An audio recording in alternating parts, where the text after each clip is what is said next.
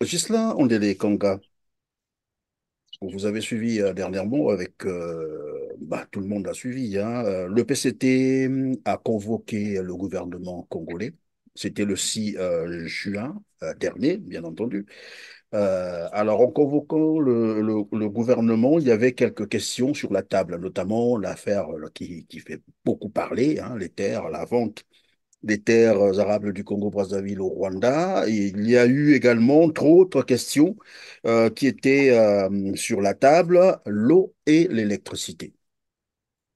À notre grande surprise, dans leur déclaration, c'est-à-dire au sortir de cette concertation, entre guillemets, il faut l'appeler comme ça, sinon le lendemain, on a constaté que le PCT a fait une déclaration, mais dans cette déclaration, on n'a pas fait état de l'eau ni de l'électricité, alors que ces points étaient inscrits, bien sûr, à l'ordre du jour de cette, s'il faut appeler ça, je sais pas moi, concertation ou je ne sais pas, convocation. Mais là encore, bon, voilà, ici, on parle pas de la politique, on aurait dit, mais comment est-ce que le PCT peut-il convoquer le gouvernement?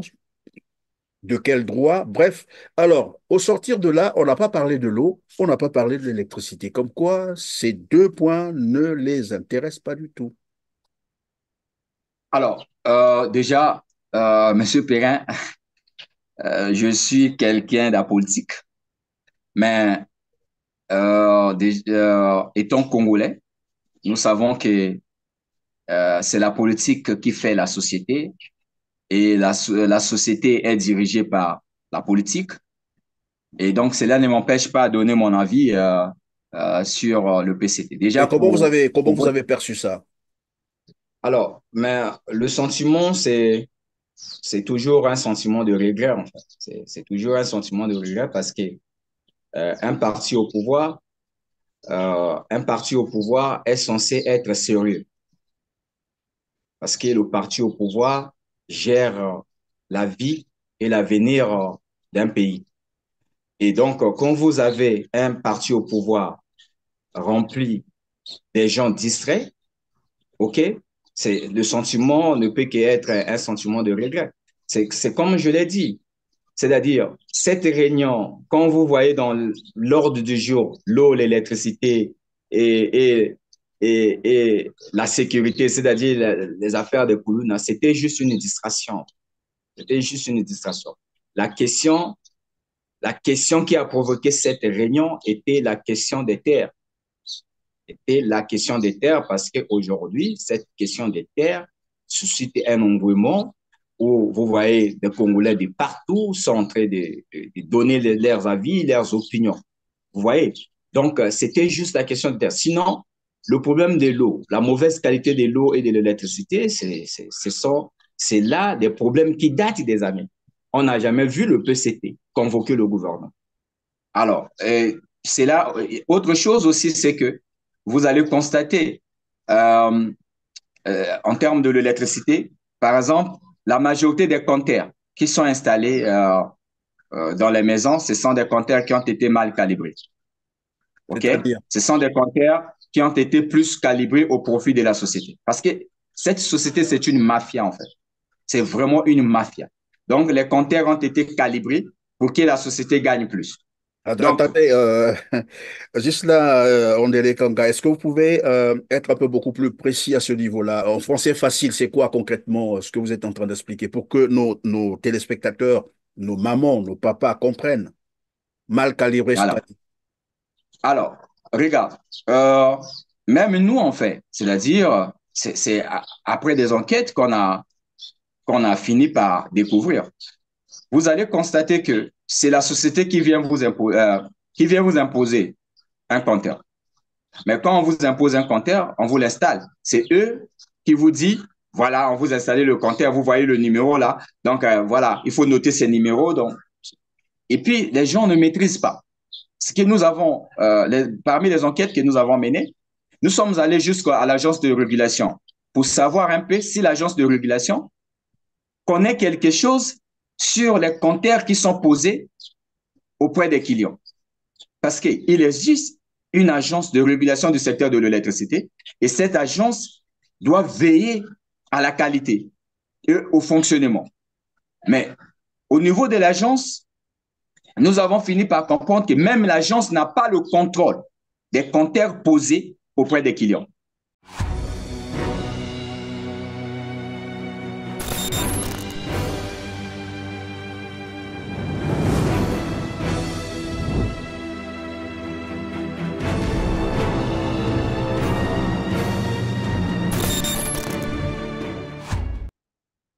Salut, mesdames, messieurs, ravi de vous retrouver encore sur R7 et bienvenue dans ce tout autre numéro de Droit de savoir. Je suis en compagnie de Ghislain Ondélé-Kanga, président du mouvement citoyen des consommateurs en République du Congo. Bonjour Ghislain, comment vas-tu? Bonjour, Monsieur Perrin, ça va, toujours par la grâce de Dieu, quoi. On Ça va, survit. ça veut dire que tout va bien, vous avez l'électricité, vous avez de l'eau, c'est ça. Non, comme je l'ai dit, on survit en fait. C'est-à-dire, il n'y a pas d'électricité, il n'y a pas d'eau, on continue à survivre, Et comme maintenant où nous dans la sommes en jungle. train de réaliser cette émission, vous avez l'électricité? Non, depuis ce matin, je n'ai pas d'électricité. Ça, c'est depuis C'est quoi, 7 heures. c'est quoi le rythme euh, de fourniture d'électricité dans votre quartier, sans dire bien sûr le quartier, mais comment ça se passe chez vous? Vous avez l'électricité? Mais déjà, il n'y a pas de rythme connu, OK? Il n'y a pas de rythme connu, c'est juste quand la société veut et on vous lance. Et quand la société pense que vous n'avez plus besoin de l'électricité, oui, voilà. Et volontairement, on vous coupe et puis on vous relance. C'est Là, c'est terrible depuis dans un 7 heures. pays. Oui, oui, vous disiez? Voilà. Là, c'est depuis 7 heures. Donc, on peut rester de 7 heures à 17 heures ou à 18 heures. Et puis, à 18 heures, vous avez l'électricité. 22 heures, 23 heures, ben, vous n'avez plus l'électricité. Vous dormez dans le noir et puis vous vous réveillez. Donc, ça dépend. Ça dépend. Donc On fait de... c'est la société de distribution de l'électricité, pour ainsi dire, la EKRC, c'est ça, qui décide à votre place, qui peut voilà, vous fournir l'électricité. Elle peut Oui, couper à sa voilà, volonté. Bon, voilà, et voilà. le reste. Entre-temps, vous devez Ouais, payer ouais, une quittance. c'est c'est comme ça. Donc, c'est la société qui décide tel quartier ou tel arrondissement. Les gens peuvent avoir l'électricité pendant tant de heures et après, il faut couper, il faut... Donc, c'est comme ça que Est-ce nous qu'après, ils vivons. prennent en compte les dégâts qu'ils causent? Parce que lorsqu'on coupe l'électricité comme ça, sans avertir, sans communiquer, évidemment, il y a des dégâts. Parfois, il y a des appareils qui crament, il y a voilà, des courts-circuits Ah, comme ça alors, qui peuvent d'ailleurs provoquer des incendies. Est-ce que après ils prennent en compte tout cela? non, mais c'est ça même le centre de notre combat, en fait. C'est ça même le poumon de notre combat. Le problème, c'est que les gens là, euh, ils ne sont pas ignorants. C'est-à-dire, ils savent que chaque coupure d'électricité, il y a un dégât qui est créé quelque part. Mais le problème, c'est quoi? Le problème, c'est que eux, ils ne sont responsables de rien, en fait. C'est ça le plus grand problème. Mais est-ce que dans le Donc, même sens, vous recevez tout de même les plaintes dans ce sens-là, c'est-à-dire des consommateurs, l'électricité qui viennent vous voir, c'est-à-dire des Congolais qui viennent vous voir pour vous dire, bah, écoutez, moi, je viens de perdre par exemple un appareil ménager, électroménager plutôt, parce qu'il y a eu coupure d'électricité ou voilà. Est-ce que vous avez déjà ces plaintes-là? mais pratiquement tous les jours, nous avons mis en place un groupe WhatsApp aujourd'hui qui a déjà atteint même son maximum, 1025 Congolais. Mais à l'intérieur, tous les jours, ce sont des plaintes, les gens partagent leurs expériences. D'autres le font en inbox parce qu'ils ont peur, ils ne savent pas qui est là pour le, Oui, mais qui est là pour l'initiative, pour qui son est là droit. aussi pour nous espionner. Donc, mais sinon, c'est pratiquement tous les jours. Mais pour Nous recevons défendre, des j'allais plaintes dire, tous les jours. Ghislain, pour défendre son droit, on n'a pas besoin de craindre qui que ce soit. On n'a provoqué personne, on n'a insulté personne. On n'a pas fait la politique comme ils disent eux-mêmes, c'est réclamer juste son droit. De savoir que à la fin du mois ou 2 mois après, je dois payer une quittance d'électricité ou de l'eau, mais que je n'ai pas l'eau, je n'ai pas d'électricité, ou quand j'ai l'électricité, ça me crée des dégâts. Ça, on n'a pas besoin d'avoir peur. Ouais, mais le problème, c'est que depuis très longtemps, c'est-à-dire depuis des décennies, ce système actuel, donc le système au pouvoir, a sémé un peu ce qu'on appelle la terreur. Et cette terreur a créé aujourd'hui un mode de vie au Congo. Ce mode de vie, c'est, c'est de voir des Congolais vivre dans la peur et accepter la médiocrité comme une vraie réalité. C'est bien Donc aujourd'hui, dommage. Le Congolais est devenu celui qui sait, tout ce qu'il sait faire, c'est de contenter de la médiocrité ou encore de l'essentiel qu'on leur présente. Donc, quand vous dites aux Congolais que, écoutez, l'électricité que nous recevons aujourd'hui et que ce soit la qualité de l'eau, c'est pas ce que nous étions censés recevoir. OK? Alors, ce qu'il faut faire, c'est qu'il faut qu'on s'élève, qu'on exige à ces gouvernements parce que aujourd'hui, c'est exiger, ce n'est plus solliciter. On ne peut plus solliciter avec ces gouvernements parce que nous savons que beaucoup d'argent a été investi et détourné pour l'eau. Donc, un gouvernement qui détourne ce qui a été censé être investi pour donner de l'eau et de l'électricité à sa population, avec ce gouvernement, on ne sollicite plus.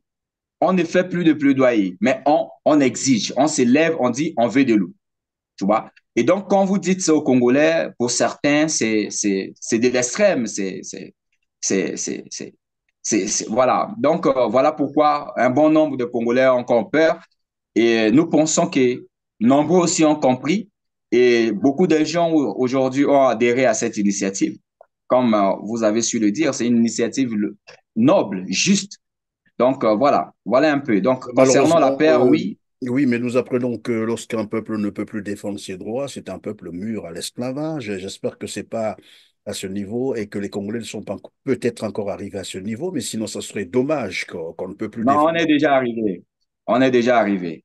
Ça sont des trucs parfois qu'on doit désormais parler. Le Congolais est déjà arrivé à un niveau où euh, il, il peut être considéré comme un esclave. Parce que le Congolais aujourd'hui n'a plus le courage de s'élever même pour ses propres droits. C'est ce qui vous faisait dire la fois dernière que vous allez finalement procéder au boycott des paiements des factures d'eau et de l'électricité. Vous êtes toujours dans cette approche ou bien vous avez abandonné, vous pensez à autre chose? Non, boycotter les factures, c'est une approche qu'on ne peut pas abandonner jusqu'aujourd'hui parce que là, nous venons juste de déposer des plaintes au niveau du tribunal de grande instance de Brazzaville, bien que les avis d'audience sont là et les audiences sont prévues pour le C21. Mais vous savez, quand on parle de l'eau et de l'électricité, nous parlons là des problèmes ou encore d'une situation nationale, OK, qui touche tout le monde. Alors donc, au niveau du MCC, nous avons eu des réunions où nous nous sommes dit, mais écoutez, déposer les plaintes au niveau de Brazzaville, c'est bien, OK, traduire cette société au tribunal au niveau de Brazzaville, c'est bien. Mais comme c'est une situation nationale, et donc il faut que nous utilisons ce qu'on appelle une approche participative et inclusive. Et cette approche participative et inclusive, c'est une approche où, au niveau de tous les départements, OK, donc tous les départements, toutes les victimes doivent être euh, toutes les victimes En fait, que la vous société êtes a en train causées. de dire, pardon, Gisela Ondele Konga, vous êtes en train de dire que vous voulez maintenant procéder par une sorte, en fait, une forme de décentralisation Effectivement, c'est ça. c'est-à-dire C'est déposer ça. carrément les plaintes dans tous les Dans tous les départements. départements. Dans tous les départements. Là, actuellement, nous sommes en train de travailler déjà sur les deux plaintes contre les deux sociétés qui sera déposées à Kinkala, donc dans le département du Poul. Et les deux autres plaintes seront déposées dans le département de la Buenza, et la Buenza, c'est ça, à Madingu, au tribunal de grande instance de Madingu.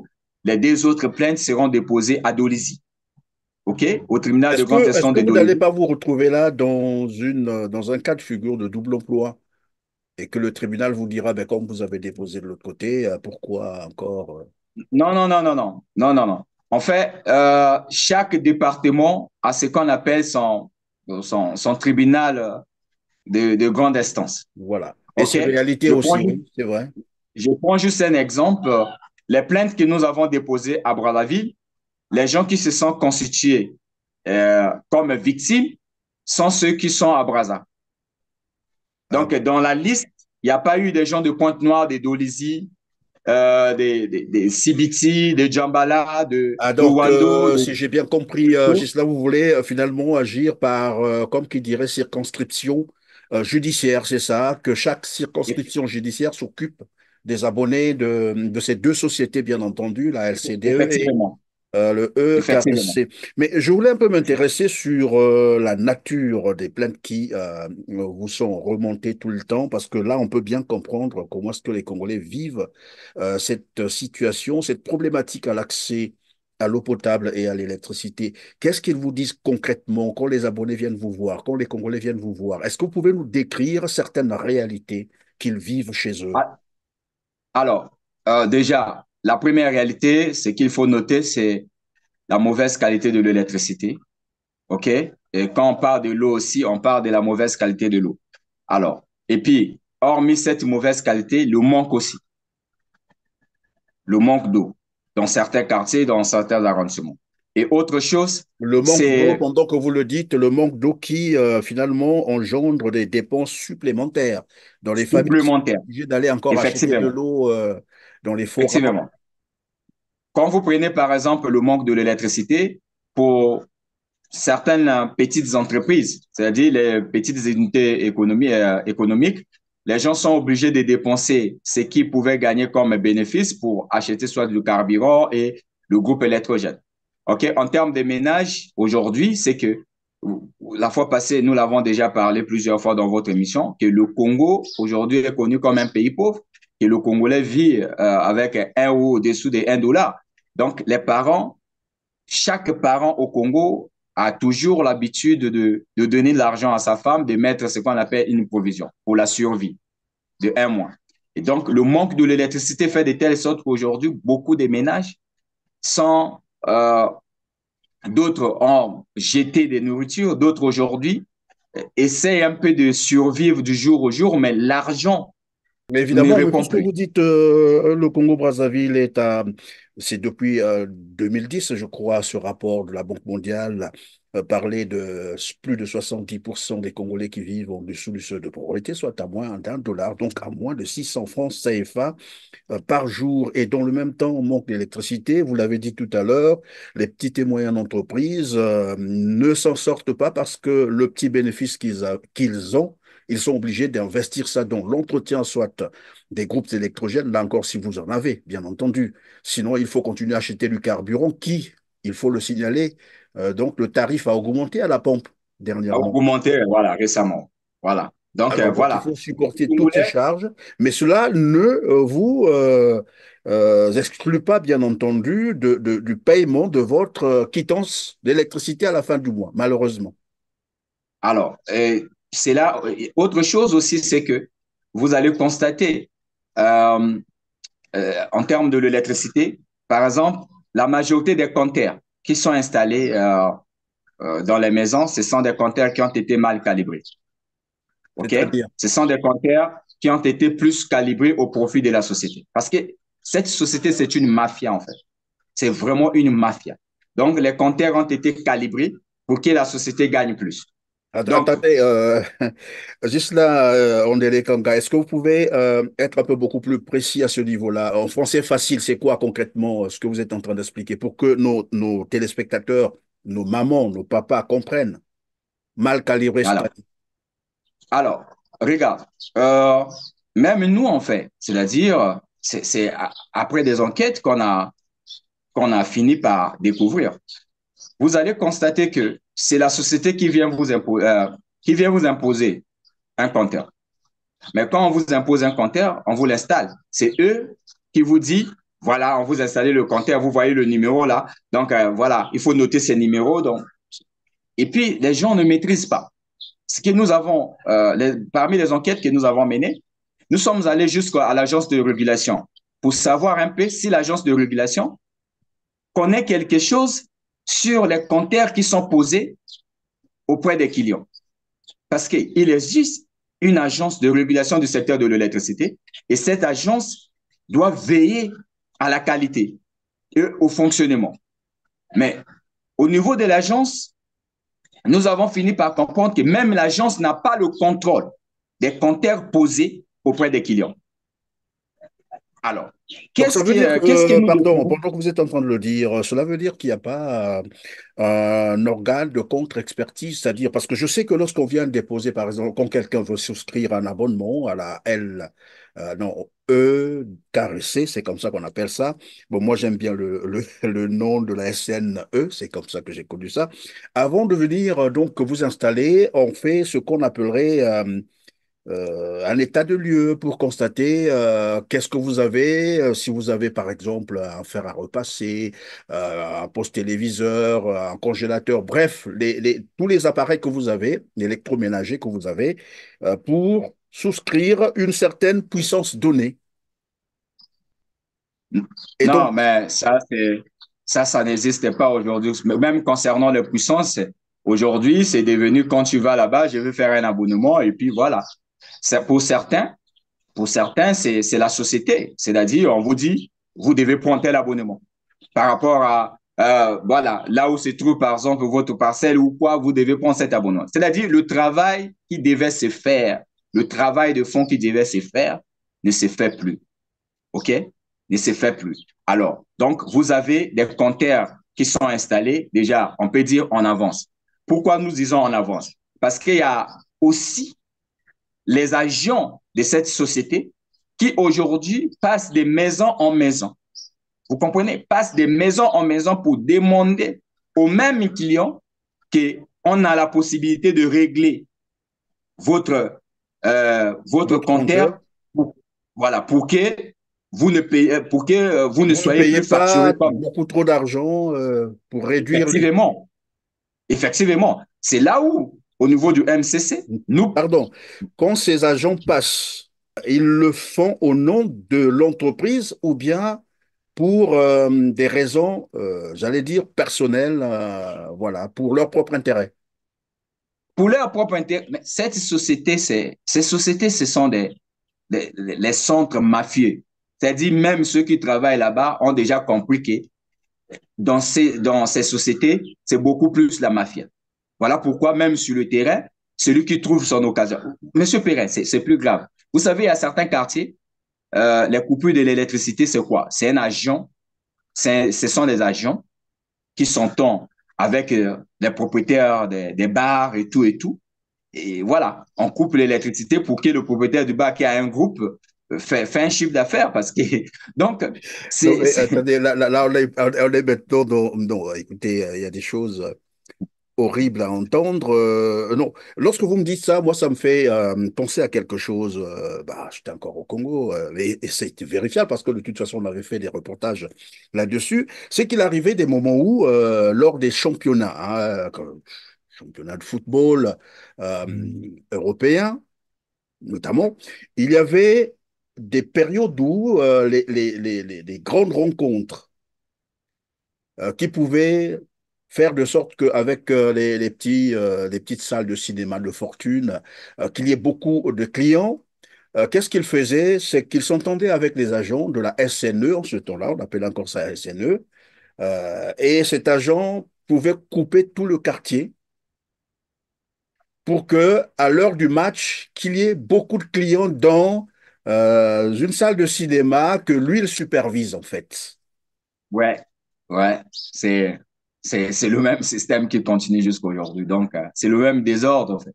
Donc, il y a certains quartiers où les gens sont juste victimes parce qu'il y a un agent qui a déjà compris que ses chefs aussi sont des voleurs. Donc, lui aussi, à son tour, il doit voler là où lui, il a la capacité. Qu'est-ce qu'il fait? Il s'entend avec ceux qui gèrent un peu les débuts de boissons et les boîtes de nuit dans le quartier. Et voilà, il fait, au retour, on lui confie quelque chose. On lui confie Et quelque donc, chose. il Donc voilà un privilégie peu. ces boîtes de nuit, ces buvettes, et Mais lui, les autres, les son consommateurs problème, c'est de gagner, ordinaires en sont fait. coupés. Son problème, c'est de gagner. Vous savez, quand vous prenez, récemment, nous avons eu des agents de cette société parce qu'aujourd'hui, nous sommes même informés par les agents de ces deux sociétés. Vous savez, y a une crise totale aujourd'hui qui se vit au sein de ces deux sociétés. Les agents de ces deux sociétés hier avaient des assurances maladie. Ils avaient des primes. OK?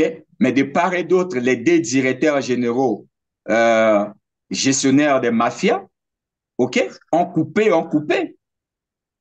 Oui, ont coupé. Et quand vous coupez les avantages des agents, et en ce moment-là, vous avez menacé leurs intérêts. Mais quand les intérêts des agents Et sont eux, ils menacés, vont qu'est-ce qui se repercuter passe? ça chez les clients. Ils vont faire Et payer les clients, celui-là aux clients. effectivement, parce un agent non satisfait, mais c'est un client non satisfait.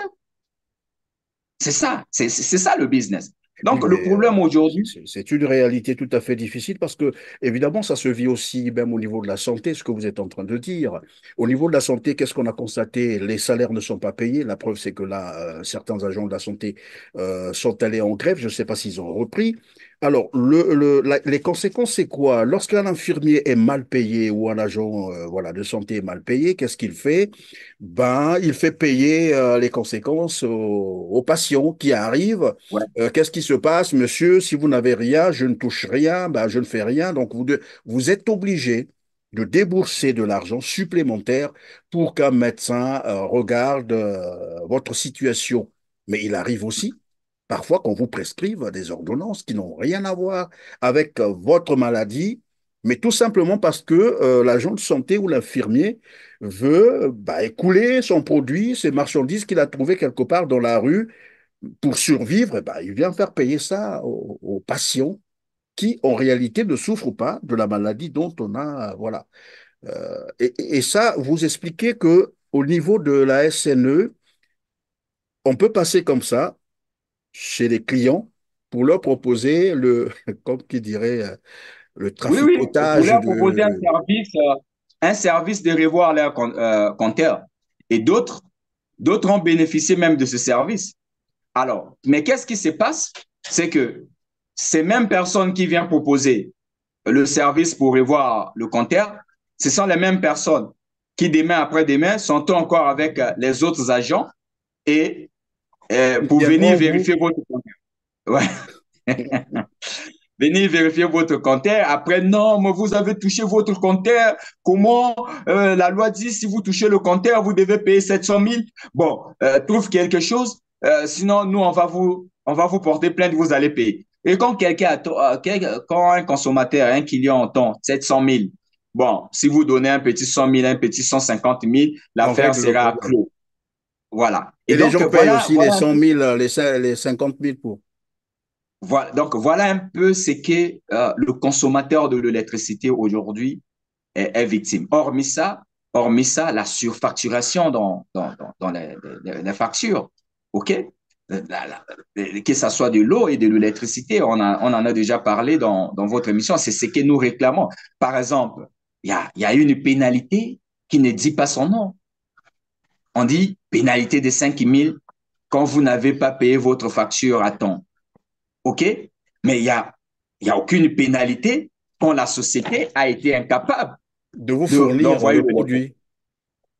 Voilà. Au Cameroun à côté, quand la société n'a pas été capable de fournir l'électricité, la société paye des pénalités auprès des clients. On parle des kilowattheures, parfois une pénalité de 50 kilowattheures que le client ne doit pas payer. Vous comprenez?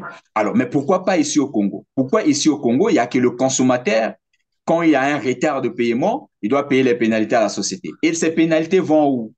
Donc, vous dites Ces pénalités vont le où? Congolais, l'abonné, en fait, il faut l'appeler comme ça, le consommateur congolais de l'électricité ou de l'eau est soumis voilà, à des pénalités, assujetti à des pénalités lorsqu'il n'a pas payé à échéance convenue avec la société parce qu'il a souscrit un abonnement. Cependant, lorsque le consommateur ou le client n'a rien reçu ou n'a pas été servi de son produit, d'électricité ou de l'eau, à ce moment-là, ben voilà, la société ne paye pas des pénalités, donc voilà, ne compense rien. Tout pour la Ouais. société, rien pour le client. Rien C'est ce pour que rien pour le client. tous les droits. Alors, c'est là Donc où là, nous disons que ce sont les injustices sociales. Ce c'est sont les vraiment des injustices sociales parce injustices. que la relation, La relation qui existe entre le client et la société, c'est la relation client. Et ce qu'il faut, ce que les gens doivent retenir, c'est que l'eau et l'électricité au Congo, ce ne sont pas des cas sociaux. C'est pas quelque chose où le gouvernement, voilà, paye l'eau et l'électricité pour les Congolais. Non, non, non, non. Chaque Congolais paye l'eau et l'électricité Mais avec son pourtant, propre argent. lorsque vous dites ça, c'est ce que Anatole Coliné Makosso a semblé faire passer comme message. Il est intervenu, je crois, sur une chaîne locale où il disait, bah, écoutez, désormais, en fait, il disait que le gouvernement n'avait pas eu assez de ressources pour réaliser un certain nombre, voilà, de promesses, mais que désormais les Congolais pouvaient donc acheter, comme qui dirait, sinon payer leur électricité et leur eau à des prix, ben voilà, quand il dit normaux, parce qu'il pensait déjà peut-être encore à l'augmentation des tarifs de l'électricité ou de l'eau. Et qu'une fois que les Congolais paieraient conséquemment leurs services, le gouvernement pourrait à ce moment-là leur servir, disons, fournir des bons services, et comme ça, sont ces termes qu'il le disait, des bons services publics. Entendu par là, une bonne voirie, une eau potable qui sera en fait permanente, c'est ça, l'électricité, etc. Et lorsque vous dites que l'électricité et l'eau ne sont pas, euh, vous avez utilisé un terme tout à l'heure, sont pas des cas sociaux, Les c'est cas ça? sociaux, Voilà. oui. Et ce n'est pas l'électricité, c'est pas le gouvernement qui paye pour la population. Mais pourtant, à un moment donné, on nous a fait croire que le gouvernement subventionnait ces sociétés-là. Mais c'est l'illusion, je pense que c'est l'illusion que tout Congolais avait acheté, en fait. C'est l'illusion qu'on nous avait vendue. Même moi, à un certain moment, je Vous avez pensais cru. que Allô? c'est à travailler sur ces dossiers. C'est là où j'ai compris que c'était carrément un mensonge, un très bon mensonge bien organisé. Pourquoi? Parce que aujourd'hui, la soi-disant subvention, OK? L'État ne donne plus ça à ces sociétés, mais ces sociétés continuent à survivre. Et ces sociétés continuent à vendre l'eau à vendre l'eau au même prix. Parce que hier, c'était, on subventionnait afin que l'eau soit, tu vois, le prix de l'eau et le prix de l'électricité ne s'augmentent pas. Donc, on peut dire que si le prix de l'eau était à 1000 francs, avec cette subvention, l'État prenait 500, par exemple. Mais aujourd'hui, l'État ne donne plus ces soi-disant subventions. Alors, comment font ces sociétés pour survivre? Vous comprenez? Et donc, c'est ce qui nous a aidé à comprendre un peu que mais c'était de la pure illusion, en fait. Alors, autre chose, c'est que, Monsieur Pera, le pays là, c'est même, même Kosovo, la Comme disent Somalie est mieux nos géré. amis de l'autre côté, Kongombo Keleng. Alors, comment ça fait-il que le gouvernement a coupé ses subventions? Oui. Vous comprenez? A coupé ses subventions, mais le prix de l'eau et le prix de l'électricité n'a pas connu une augmentation et les sociétés continuent à survivre. Alors, pire encore, quand même le gouvernement donnait des subventions, la qualité de l'eau et la qualité de l'électricité étaient toujours la même qualité d'aujourd'hui. Alors, quel était le rôle des subventions? Donc, qu'est-ce que nous avons compris? Si réellement il y avait des subventions, ces subventions étaient détournées. Donc, il devait y avoir un réseau mafieux qui détournait ces subventions. OK? Alors, autre chose que nous avons compris aussi en termes de subventions, c'est que l'État ne donnait pas des subventions, en fait. L'État payait ses propres factures. Vous comprenez? Les institutions de l'État, les autorités congolaises qui ne payent pas l'électricité, c'est avec le budget de l'État. Alors, donc, quand l'État paye sa facture, et on nous présente ça comme une subvention. Mais aujourd'hui, il n'y a aucun document, il n'y a aucune loi de finances ou quoi, un document qui peut nous aider à comprendre réellement que voilà, l'État congolais subventionnait l'eau et l'électricité pour les Congolais. Non, ça n'existe pas. L'eau et l'électricité ce ne sont pas des cas sociaux. Chaque Congolais abonné, soit abonné à la société de l'eau, paye l'eau avec son argent. Chaque Congolais abonné à la société de l'électricité paye l'électricité avec son argent. Ce qui veut simplement dire que ces Congolais sont des clients. Et un client a le droit d'avoir un bon service. Ben, naturellement, oui. Voilà. C'est un abonnement souscrit en bonne et due forme. Mais Ghislain Ondélé Kanga, vous avez suivi dernièrement avec, tout le monde a suivi, hein, le PCT a convoqué le gouvernement congolais. C'était le 6 juin dernier, bien entendu. Alors, en convoquant le gouvernement, il y avait quelques questions sur la table, notamment l'affaire qui fait beaucoup parler, hein, les terres, la vente des terres arables du Congo-Brazzaville au Rwanda. Et il y a eu également d'autres questions qui étaient sur la table, l'eau et l'électricité.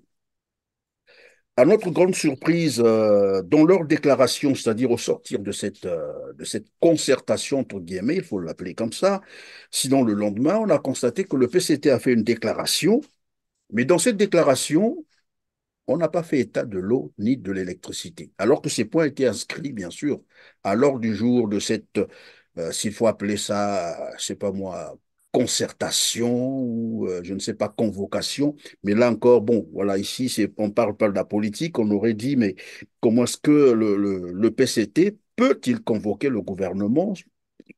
De quel droit? Bref, alors, au sortir de là, on n'a pas parlé de l'eau, on n'a pas parlé de l'électricité. Comme quoi, ces deux points ne les intéressent pas du tout. Alors, déjà, Monsieur Perrin, je suis quelqu'un d'apolitique, mais étant congolais, nous savons que c'est la politique qui fait la société et la société est dirigée par la politique. Et donc, cela ne m'empêche pas de donner mon avis sur le PCT. Déjà, Et comment pour vous votre... avez perçu ça? Alors, mais le sentiment, c'est toujours un sentiment de regret, en fait. C'est toujours un sentiment de regret parce que un parti au pouvoir, un parti au pouvoir est censé être sérieux parce que le parti au pouvoir gère la vie et l'avenir d'un pays. Et donc, quand vous avez un parti au pouvoir rempli des gens distraits, OK, c'est, le sentiment ne peut qu'être un sentiment de regret.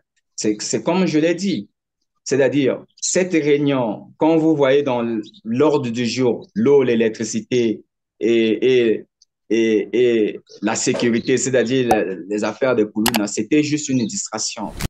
C'était juste une distraction.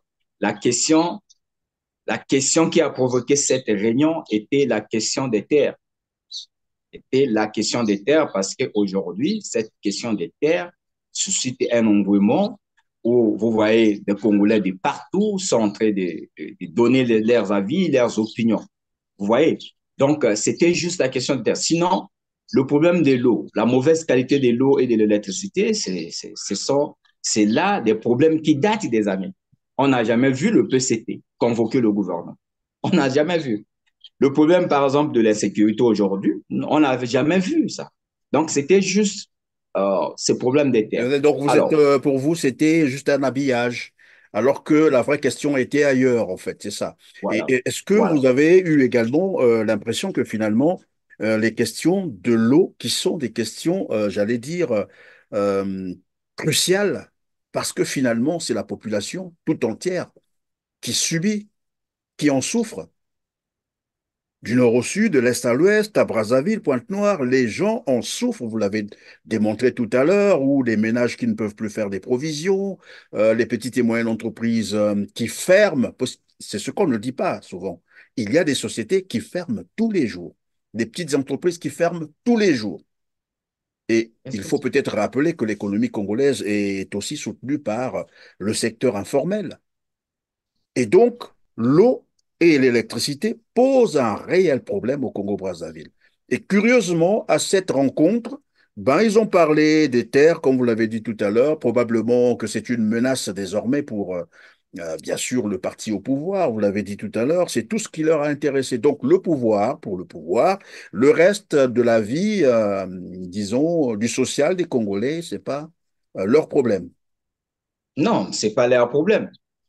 C'est pas leur problème. C'est toujours dans votre émission ici que j'avais dit, c'est inacceptable que dans un pays où il y a un gouvernement de plus de 37 ministres, une assemblée nationale de 150 députés, de 151 députés, un Sénat de plus de 71, 72 sénateurs, dans la ville capitale. Il y a des arrondissements aujourd'hui, comme Mpissa, il y a des quartiers comme Mpissa aujourd'hui où la population n'a pas d'eau depuis 15 ans. Et cela ne dérange personne. Cela ne dérange personne, M. Perrin. Donc, le problème de l'eau, le problème de l'électricité au Congo, ce sont des problèmes qui, quand vous voyez le gouvernement parler, vous voyez le Sénat, l'Assemblée interroger le gouvernement, c'est quand il y a une petite pression. Mais sinon, ce sont des problèmes qui datent depuis des années. Ce sont des problèmes où chaque gouvernement congolais, chaque gouvernement euh, qui, à part, hormis ce gouvernement actuel, mais les autres gouvernements avaient la possibilité de régler ce problème.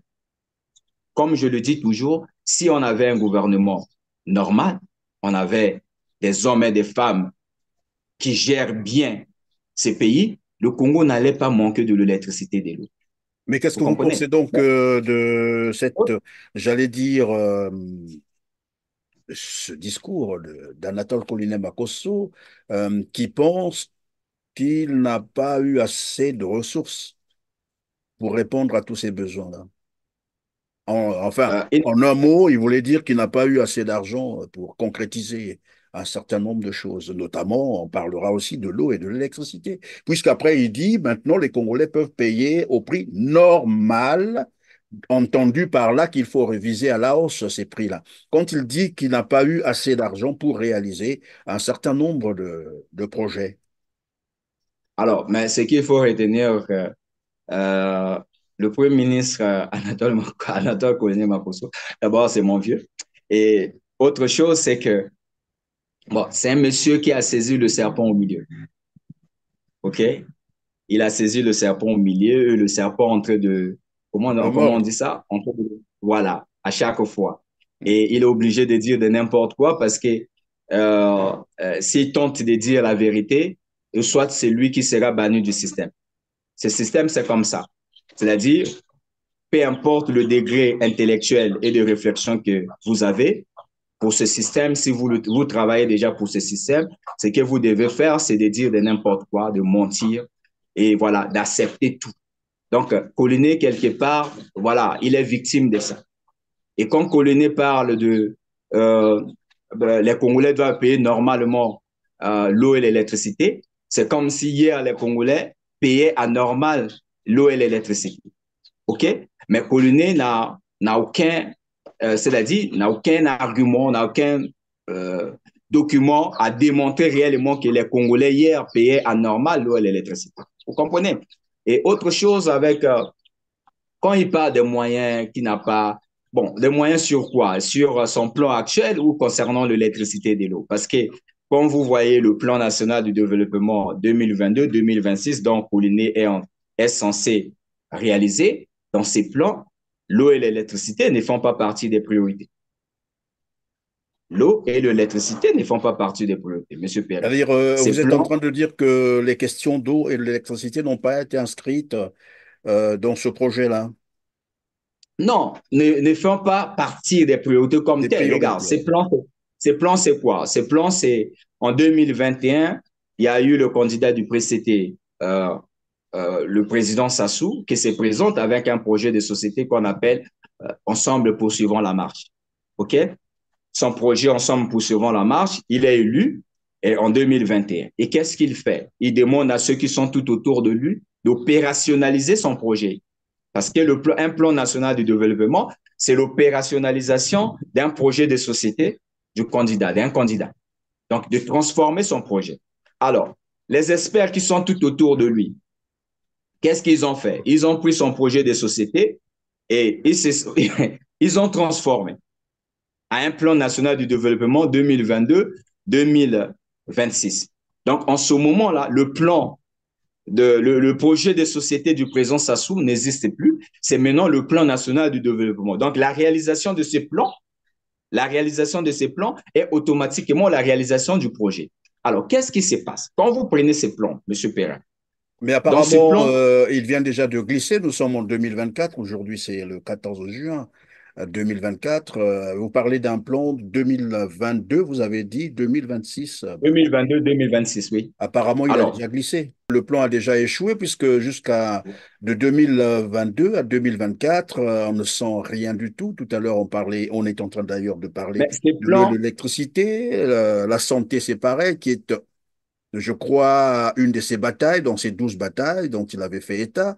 L'éducation, c'est pareil. L'électricité, on a dit comment ça bouge maintenant au Congo-Brazzaville. Il y a des grèves partout. L'enseignement, pareil. L'eau, il n'y a pas d'eau, il n'y a pas d'électricité. Je ne sais pas les routes. Les routes, tout le monde sait ce que ça donne au Congo-Brazzaville. L'état des routes, c'est scandaleux. On a l'impression que rien ne marche. les 12 batailles, déjà, les 12 batailles, je ne sais pas si c'est les 12 batailles ou les 12 danes, peu importe comment ils peuvent qualifier ça. Avez-vous déjà, ce gouvernement a 37 ministres. Avez-vous déjà un jour suivi un ministre passer à la télé, parler de ces 12 batailles? Les 12 batailles, c'est une conception collinée. C'est une innovation collinée qui est jusqu'à aujourd'hui est restée collinée. Aucun ministre du gouvernement a adhéré à ça. Je vais vous ramener un peu sur le plan national du Le plan développement. Le national plan de national, développement, oui. voilà. Le plan national du développement, dans ces plans, il y avait des dimensions. Donc, mais il y a une partie très, très importante de ce plan qu'on appelle les PIP 2022-2026. C'est quoi? C'est le programme d'investissement public. Ce programme d'investissement public, c'est quoi? C'est que le président Sassou, dans son projet, avait projeté relancer l'économie suite aux crises économiques et aux crises sanitaires. Donc, il avait projeté relancer l'économie. Alors, transformer cette économie, non seulement relancer, mais transformer cette économie à une économie forte, diversifiée et résiliente. Alors, ce qui se passe, c'est quoi?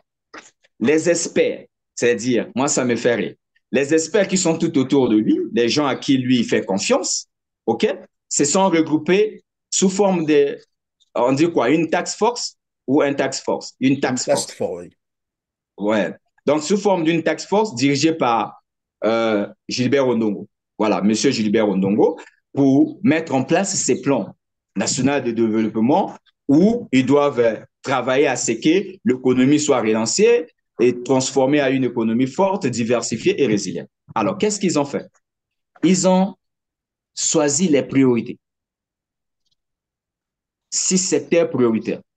L'agriculture, l'industrie, les zones économiques spéciales. Je ne sais même pas pourquoi les zones économiques spéciales ont été transformées à un secteur alors que dans ces zones, on construit les industries. Donc, ça pouvait aussi rester. Donc, les zones économiques spéciales, le tourisme, le numérique et la promotion de l'immobilier.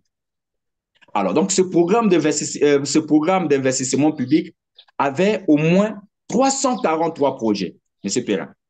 Alors, les 343 projets, je vous donne un peu mon point de vue parce que je l'ai dit en 2003, j'avais organisé même une conférence de presse, j'avais même écrit au Premier ministre et à tous les ministres qui étaient censés de réaliser ces plans. Qu'est-ce qui se passe? Quand vous regardez ces 343 projets, vous avez 224 projets qui sont des idées de projets. Alors, qu'est-ce qu'une idée de projet? Une idée de projet, c'est un projet sans étude de faisabilité. Et donc, ce n'est pas un projet viable. Ce n'est pas un projet où un investisseur ou un partenaire financier peut vous donner de l'argent. Il y en avait 224. Alors, de l'autre côté, il y avait 119 projets déjà avec étude de faisabilité. Mais quels sont ces projets? Ce sont des projets où vous les retrouvez dans le plan national de développement 2012-2016 qui avait échoué. Vous retrouvez aussi certains projets dans le plan national de développement 2018 et 2022 qui avaient échoué. Donc, en gros, on avait un plan national de développement avec un programme d'investissement public avec des projets sans de bonnes études de faisabilité. Alors, M. Perrin, qui est ce partenaire financier? Qui est cette institution financière qui peut accompagner un tel plan. Donc, quand Pardon, Collinet pardon, dit Ghislain, lorsque vous dites ça, vous dites qu'il y a eu des projets de 2012 à 2013 qui ont été rapportés encore 2000, donc dans le plan national de développement 2022-2026. 2022-2026. Ça veut dire quoi? Ces projets n'avaient jamais été, j'allais dire, financés, c'est-à-dire on n'avait pas décaissé l'argent pour ces Non, projets en 2000. certains projets sont des projets dont l'argent est sorti entre 2002 et 2016, mais les projets n'ont pas été réalisés. Réalisés. Et ils ont rapporté Et ça d'autres, vers voilà, 2022-2026. voilà. Et en ce moment-là, quand ils rapportent ces projets dans le plan national du développement 2022-2026, ces projets, les études de faisabilité ne sont plus les Les mêmes. mêmes. Parce qu'une étude de faisabilité qui a été réalisée en 2012 ne peut pas être, euh, ne peut pas être la même étude de faisabilité en 2022. Et là, Et donc, ce qui il y a un risque du double financement. C'est ça. donc, même pas le double financement. C'est que le risque, c'est quoi? C'est que les projets, en menant des études de faisabilité, obsolètes. OK? S'il faut réaliser ces projets encore, il faut refaire avec les études de faisabilité. Alors, supposons qu'une étude de faisabilité, par exemple, quand vous prenez le secteur de l'industrie, il y avait 74 projets. 74 projets. Et dans les 74 projets, plus de 51 étaient les idées de projets. Donc, ce sont des projets sans études de faisabilité. Et les autres étaient des projets avec des études, mais des études qui datent déjà. OK? Vous prenez le secteur de l'agriculture.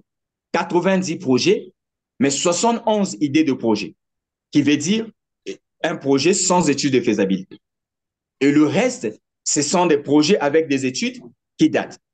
Vous prenez le secteur du numérique, 33 projets, 30 idées de projets, 30 idées de projets et 3 projets avec études de faisabilité qui datent.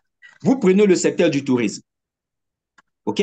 Le secteur du tourisme, pratiquement 100, euh, 100%. 100 voilà, idées de projets. Quand vous partez, par exemple, dans le secteur de l'immobilier, tout était des projets qui ont même bénéficié des subventions depuis entre 2012 et 2016, 2018 et tout. Donc, c'était des anciens projets qu'on avait. Donc, on avait un plan avec des projets pour un budget de 8 895 milliards, 200 et quelques millions. Et l'État congolais est censé contribuer 20% de ce montant et le reste, on devait chercher auprès des partenaires. Mais quand on va auprès des partenaires, on doit aller avec des projets, avec des projets conçus avec des études de faisabilité bien faites qui peut aider le partenaire financier à comprendre dans quoi il va investir. Vous comprenez? Donc, c'est ça le problème, le plus grand problème du plan national. Donc, quand Collinet passe à la télé pour dire qu'on n'a pas eu de financement, non.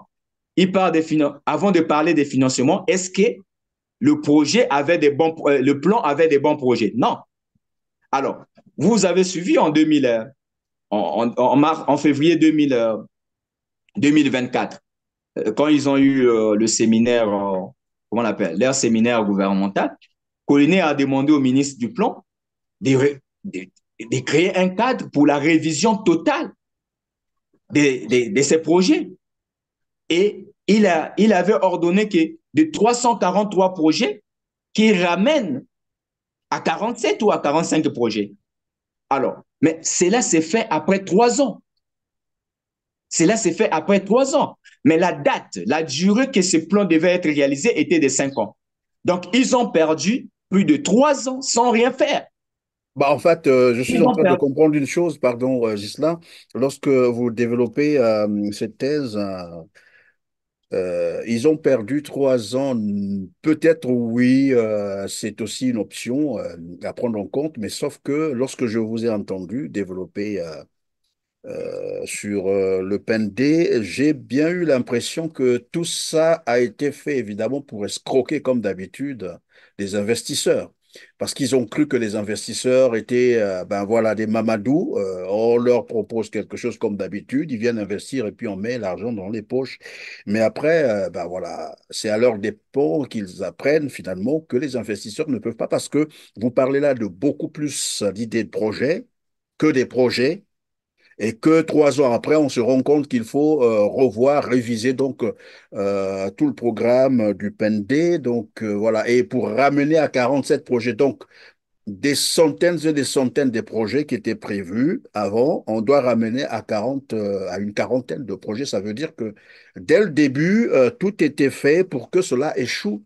Peut-être pas échoue, Mais bien sûr. mais c'était en fait une stratégie pour capter de l'argent comme d'habitude et puis mettre dans les poches.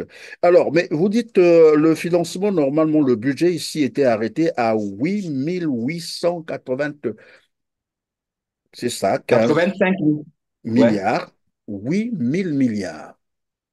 oui. C'est un Huit peu, mille huit cents. je dirais, la moitié de 14 000 milliards, à peu près. La moitié de 14 000 milliards. Au Congo, on parle de 14 000 milliards qui ont disparu du fonds de garantie des générations futures. Mais pourquoi on ne va pas chercher les 8 000 milliards dans les 14 000 milliards, puisque c'est planqué quelque part? Denis Sassou Nguesso Bon, l'a reconnu. Ça y est, quelque part, c'est pour les générations futures. C'est lui-même qui le dit, ce n'est pas moi. Ça y est, quelque part. Et c'est pour les générations futures. Maintenant qu'ils ont besoin de l'argent, pourquoi ils ne vont pas chercher les 8 milliards dans les 14 000 milliards? alors, Monsieur Perrin, mais en fait de compte, cet argent, si c'est caché quelque part, c'est eux-mêmes qui ont la maîtrise de là où cet argent est caché. Nous, c'est que nous nous contentons de ce que ces gens nous présentent, en fait.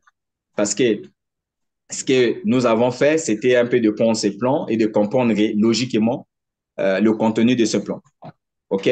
En mars, non, non, en juillet 2003, je pense, j'avais écrit au Premier ministre, j'avais écrit à M.